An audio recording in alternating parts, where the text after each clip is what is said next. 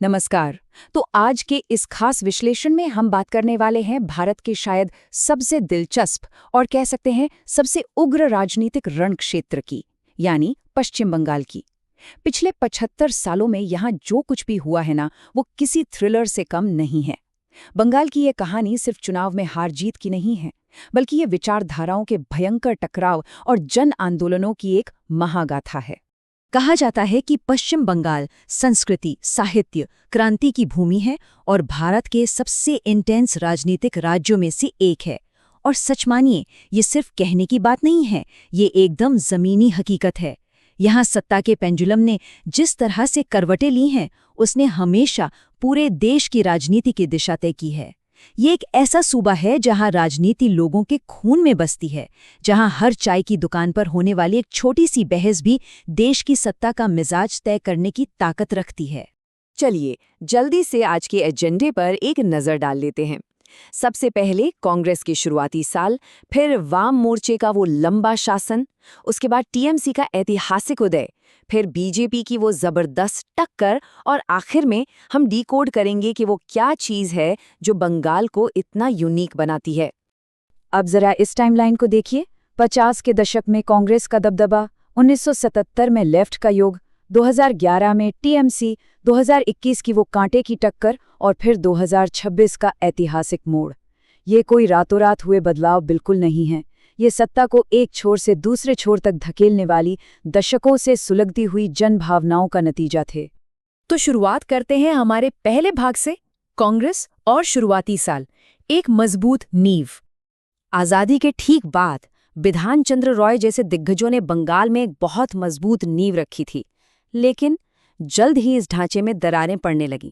बढ़ती महंगाई, खाने की भारी कमी, बेरोजगारी और ऊपर से भ्रष्टाचार के आरोप, इन सब ने आम जनता को गहरे गुस्से से भर दिया। साथ ही पार्टीशन के बाद आए लाखों शरणार्थियों के दबाव ने पूरे सिस्टम को पंगु बना दिया था। और बस इसी खालीपन, इसी वैक्यूम ने 60 के दशक में वामपंथी राजनीति यानी लेफ्ट के पनपने के लिए एक बहुत बड़ा दरवाज़ा खोल दिया।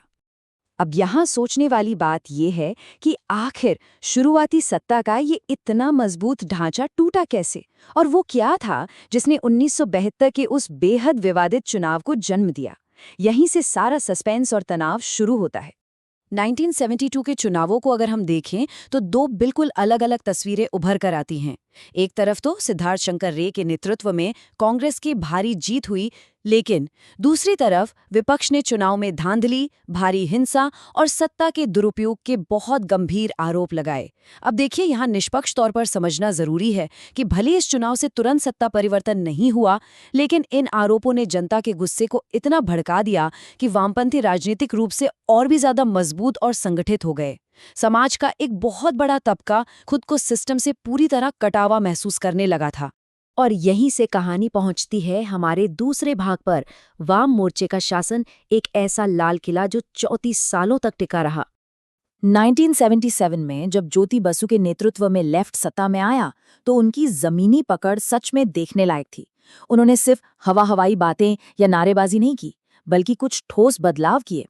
ऑपरेशन बरगा जैसे जमीनी सुधार, मजदूरों को अधिकार देना, ग्रामीण सशक्तिकरण और पंचायत सिस्टम को एकदम मजबूत करना, ये सिर्फ कागजी नीतियां नहीं थी। इन्होंने जमींदारी प्रथा की कमर तोड़ दी। इसका नतीजा ये हुआ कि किसानों और मजदूरों के बीच लेफ्ट की लोकप्रियता आसमान छूने लगी, और इसी वजह से वो दुनिया की सबसे लंबे समय तक टिकने वाली लोकतांत्रिक रूप से चुनी गई कम्युनिस्ट सरकार बन पाए। लेकिन कहते हैं ना कि हर लंबे शासन का एक ढलान होता है। वामपंथ के पतन के बीज भी धीरे धीरे यहीं बोए जाने लगे। सालों तक पूंजीवाद का विरोध करने के बाद जब मुख्यमंत्री बुद्धदेव भट्टाचार्य ने औद्योगिकरण के जरिए बंगाल को मॉडर्न बनाने की कोशिश की, तो एक बहुत बड़ा विरोधाभास पैदा हो गया। टाटा नैनो जैसे बड़े प्रोजेक्ट्स तो लाए गए, लेकिन राजनीतिक हिंसा और सिंगूर नंदीग्राम के भूमि विवादों ने पूरे राज्य में आग लगा दी। सोचिए, जिन किसानों ने उन्हें सत्ता दी थी, वही अब अपनी जमीन छीनने के डर से सड़कों पर उतर आए थे। सत्ता का पेंडुलम अब दूसरी तरफ झूलने को पूरी तरह बेताब था। और यहीं से शुरुआत होती है हमारे तीसरे भाग की, टीएमसी का उदय, यानी बंगाल में दीदी का युग। उन भारी किसान विरोध प्रदर्शनों का सबसे बड़ा चेहरा बनकर उभरी ममता बनर्जी। और 2011 का वो साल अपने आप में एक इतिहास है। टीएमसी ने 34 साल के उस अजेय समझे जाने वाले वामपंथी शासन को जड़ से उखाड़ फेंका। माँ, माटी, मानुष के नारे ने पूरे बंगाल को एक कर दिया। और इसी के साथ ममता बनर्जी बनी पश्चिम बंगाल की पहली महिला मुख्यमंत्री। सच कहूं तो ये आज़ाद भारत के सबसे बड़े राजनीतिक बदलावों में से एक था। यहाँ भी शासन की दो बिल्कुल अलग तस्वीरें दिखती हैं।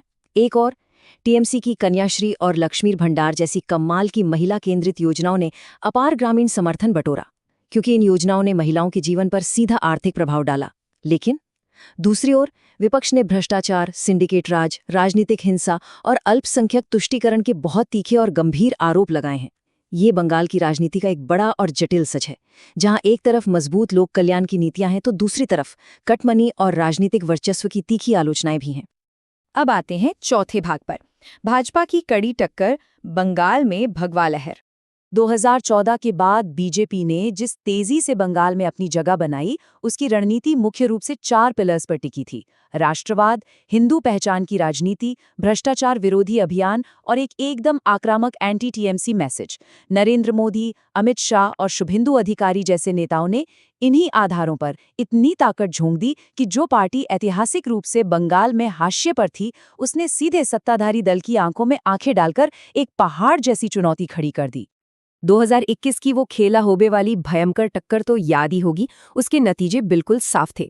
टीएमसी ने 215 सीटें जीतकर अपना किला मजबूती से बचा लिया और ममता बनर्जी लगातार तीसरी बार सीएम बनी। पर इसका दूसरा सबसे बड़ा पहलू ये था कि बीजेपी भी 70 सीटें जीतकर पहली बार राज्य में मुख्य विपक्षी दल बनकर मजबूती से खड़ी हो गई। और वामपंथ या कांग्रेस जैसे पुराने खिलाड़ी, वो तो इस चुनाव में पूरी तरह से पीछे छूट गए। अब जरा इस चौंकाने वाले आंकड़े पर नजर डालिए, 90% से भी ज्यादा मतदान। कोई सोच सकता है ये 2026 के चुनावों के उस ऐतिहासिक और गहरे इमोशनल दांव को दिखाता है।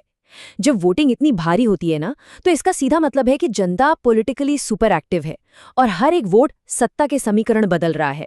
रिपोर्ट्स बताती हैं कि इस चुनाव में बीजेपी ने 200 सीटों का भारी भरकम आंकड़ा पार कर लिया और बंगाल के इतिहास का एक बहुत बड़ा राजनीतिक उलटफेर देखने को मिला। पर देखिए, 2026 के ये नतीजे अपने साथ भारी विवाद और तनाव भी लेकर आए। बीजेपी समर्थकों का मानना है कि ये पूरी तरह से एक सत्ता विरोधी लहर, भ्रष्टाचार के खिलाफ जन आक्रोश और बदलाव की भारी मांग थी।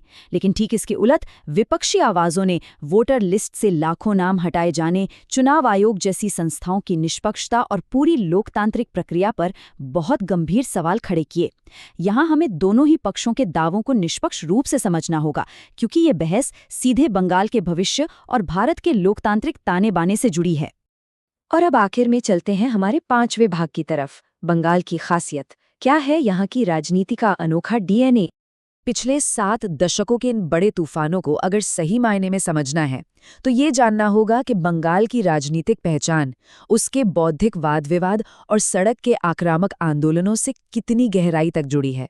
इतना भारी मतदान, ऐसा वैचारिक जुड़ाव, मजबूत जमीनी नेटवर्क और छात्रों की जबरदस्त एक्टिविटी, यही वो डीएनए है जो इस राज्य को चलाता है। यहाँ लोग चुनाव के दिन सिर्फ वोट नहीं डालते, वो हर दिन राजनीति को जीते हैं। इस चार्ट को देखिए। बंगाल के वोटर्स को प्रभावित करने वाले मुख्य रूप से 5 हिस्से हैं: धार्मिक पहचान, महिला वोटर्स, गांव बनाम शहर, कल्याणकारी नीतियां और हाँ, दुखद रूप से राजनीतिक हिंसा। यही वो 5 फैक्टर हैं जो राज्य में हर सत्ता का उठना और गिरना तय करते हैं। जो भी पार्टी इन 5 तारों को सही से जोड़ पाती है ना, सत्ता की चाबी बिल्कुल उसी के हाथ में जाती है। तो जब ये सारी ऐतिहासिक ताकतें, विचारधाराएं और दल आपस में इस तरह टकराते हैं, तो एक बहुत ही गहरा सवाल उठता है, आखिर बंगाल के लोकतंत्र का अंतिम भविष्य क्या है? बंगाल का इतिहास ही क्रांति, उथल-पुथल और बदलाव का एक न रुकने वाला चक्र रहा है। आगे जो भी होगा वो सिर्फ बंगाल को नहीं, पूरे देश की राजनीति को हिलाएगा। सच कहूं तो ये देखना बेहद दिलचस्प होगा कि ये पेंडुलम अगली बार किस ओर जाता है। इस खास विश्लेषण में हमारे साथ जुड़ने के लिए आपका बहुत बहुत धन्यवाद।